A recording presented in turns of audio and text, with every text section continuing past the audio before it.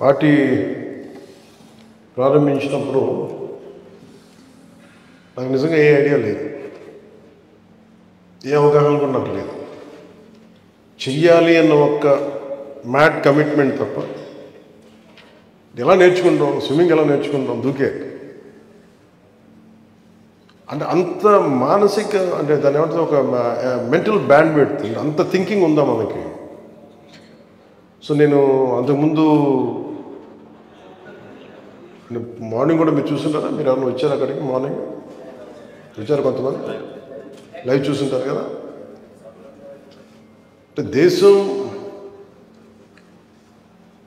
చాలా పిచ్చిది. ఎందుకు ఆ మ్యాడ్ కమిట్మెంట్ ఉందో నాకు తెలియదంటే మేబీ అంటే హిస్టరీ చదువుతూ ఉంటే ఎంత సాక్రిఫైసెస్ జరిగినాయి, అంటే ఎంతమంది అంటే మనకి ప్రతిసారి ఈ అంటే మన ఇల్లు బాగుండాలి, దేశం బాగుండాలి, ఎంతమంది తపన పడి ఇల్లు బాగుండాలంటే మన తల్లిదండ్రులు ఎంత కష్టపడితే ఒక ఇల్లు నిలబడుతుంది. అలాగే ఎంతమంది నాయకులు ఎన్ని బలిదానాలు జరిగితే ఒక దేశం ఉంటుంది. సో ఎంతసేపు గిల్ట్ ఏముండేదంటే ఎంతసేపు మనం తీసుకోవడం అలవాటు అయిపోయింది కానీ తిరిగి ఇవ్వడం అలవాట్లేదు అనేది అనిపించింది చిన్నప్పటి నుంచి. మేబీ ఆ తపన సినిమాల్లో ఒక మంచి స్థితి ఉన్నా కానీ ఎందుకు అంత తృప్తిని ఇవ్వలేదంటే పొలిటికల్ పార్టీ పెట్టాక, నిలబడ్డాక, నిలదొక్కున్నాక ఇది చాలా చాలా బలాన్ని ఇచ్చింది. మీరే కనుక లేకపోతే అంటే ఇంతమంది అంటే what is a political party? It is not about money. అది ఒక డబ్బుకి సంబంధం లేదు, లేదంటే ఎక్కువ పాపులారిటీ ఉంటే సంబంధం లేదు. ఇది ఒక గుంపు, ఒక బలమైన వర్గం, సమూహం అండ్ కామన్ ఐడియాలజీ మీద వాళ్ళందరూ ఏకతాటి పైన వస్తే ఎలా ఉంటుంది అంటే నేను మాట్లాడినప్పుడు ఎందుకు ఎక్కువ మంది ఫస్ట్ భయపడతారు నేను మాట్లాడినప్పుడు, ఎందుకంటే ఇంపాసిబుల్ అంటారు ఫస్ట్.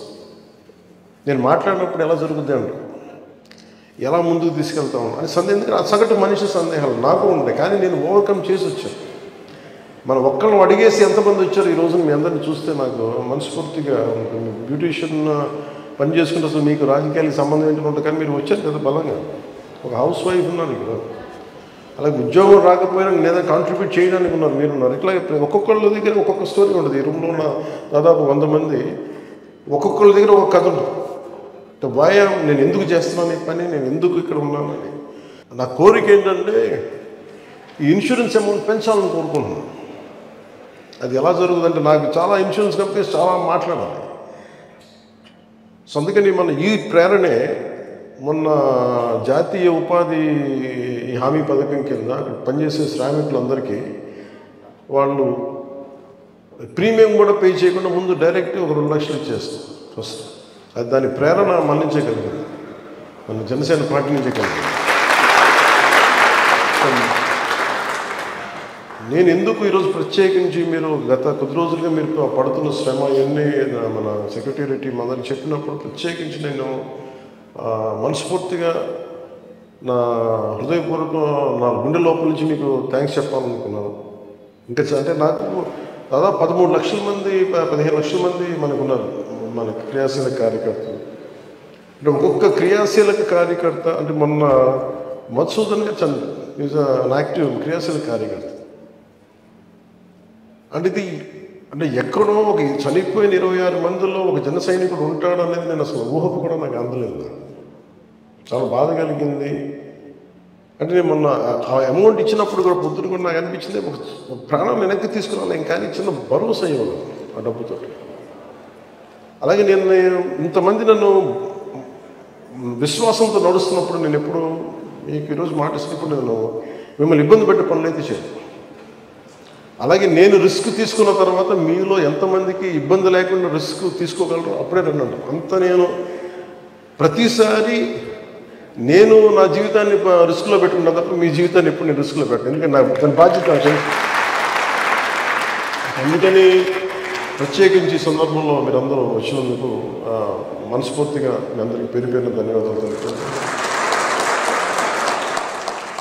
బలమే క్షేత్రస్థాయిలో ఒక హౌస్ వైఫ్గా పనిచేస్తా, లేదంటే ఇందాక ఎవరు చెప్తాను రంజాన్లో నైట్ షిఫ్ట్ పనిచేసి మనకి వాలంటీర్ చేశారని.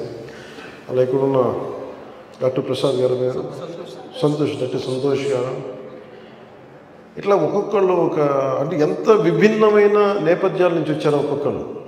విద్యార్థులు ఉన్నారు, ఇంకా 10th క్లాస్ ఉందనే, 10th క్లాస్ ఇంటర్ అయిపోయిందా?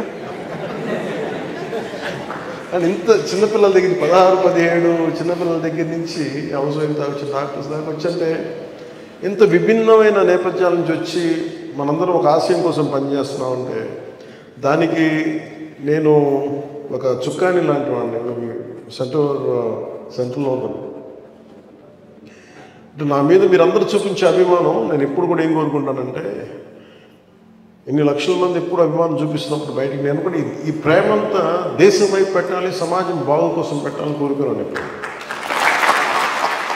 అలాంటిది నాకు ఆనందకరమైనది ఏంటంటే, మనం పుడతాం ఏదో బతుకుతాం చచ్చిపోతాం తప్ప if you live with a purpose, అది ఎండ్ ఆఫ్ ద డే ఎంత డబ్బులున్నా ఎంత పేరున్నా తృప్తి అది. కానీ కష్టాల్లో ఉన్న మనిషికి కనుక మనం అండగా ఉండగలిగితే, ఒక ఆశయం కోసం పనిచేయగలిగితే దానికి వచ్చే తృప్తి కాదు. అందుకని అలాంటి క్రమంలో మా అందరం ముందుకు నడుస్తున్నప్పుడు కలిసి భార్యాభర్తలు ఉన్నారు ఇక్కడ, ఇద్దరు కలిసి వచ్చారు. ఎవరు మీ వారు ఇక్కడమ్మా? మీ ఇద్దరు అట్లాగా.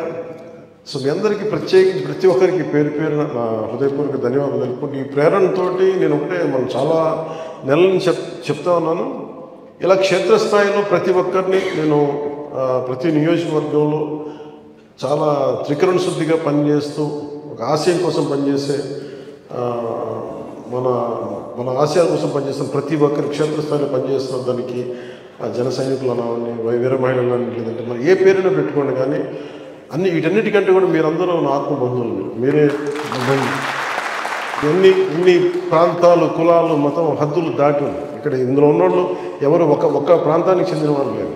విభిన్నమైన ప్రాంతాలకి, విభిన్నమైన కులాలకి, విభిన్నమైన మతాలకు చెందిన వాళ్ళు. సో నేను మానవత్వాన్ని నమ్ముతాను, కానీ కొన్నిసార్లు ప్రత్యేకమైన పరిస్థితుల్లో మాట్లాడతాను తప్ప ఈవెన్చువల్గా జాషువా గారు చెప్పినట్టుగా విశ్వనరుడే ఉన్నాడు. అంటే అన్ని కులాలు, మతాలు, హద్దుల్ని దాటి విశ్వనరుడిగా ఉండాలి. సో ఆ క్రమంలో మనం ముందుకు వెళ్తున్నాం. మనస్ఫూర్తిగా మీ అందరి ఆశీస్సులు కావాలి, మీరు నాతోటి చేయి కలపాలి మనస్ఫూర్తిగా కోరుకుంటూ మరోమారు మీ అందరికీ ధన్యవాదాలు తెలుపుతూ సెలవు తీసుకుని